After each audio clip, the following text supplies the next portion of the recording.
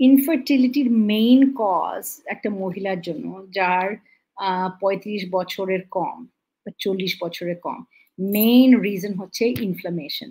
এই ইনফ্লামেশনটা কমানোর জন্য ১ম এ পেটটাকে পেটের আগুনটাকে রাখতে হবে আর পেটটাকে পরিষ্কার করতে হবে। আমি যখন একটা ইনফার্টিলিটি পেশেন্ট দেখছি, আমি দেখি যে ওর আ সকালের টয়লেটটা কেমন হয়। আর বেশিরভাগ সময় দেখি যে আইদার ক্রনিক কনস্টিপেশন মানে ৩ দিনে ১ বার বাথরুমে যাচ্ছে আর ঠিকমতো পেট পরিষ্কার হচ্ছে না। বা ইরিটেবল বাউল। কনস্ট্যান্টলি পেট ব্যথা, খাওয়ার পরে ভীষণ পেট ব্যথা, দৌড়ে খাবার পরে চলে যাচ্ছে বাথরুমে।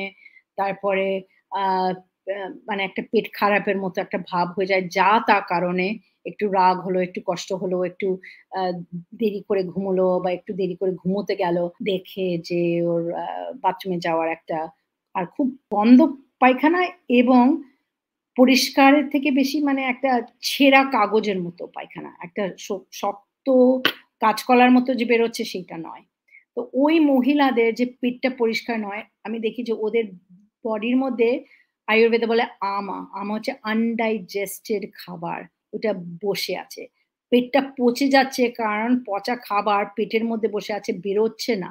আর সেইটা হয়ে ওই যে একটা তলপেটটা যে এরকম করে নড়ে, নড়ে এগিয়ে দেবে, ওই এগিয়ে দেওয়া হচ্ছে না। ওইটা পচে গেছে কারণ ওই পচা খাবার পুরো নাড়ি-ভুড়িটাকে কমজোর করে দিয়েছে। আমাদের সেইটাকে পরিষ্কার করতে হয়। আয়ুর্বেদে সেটা খুব ভালোভাবে করে।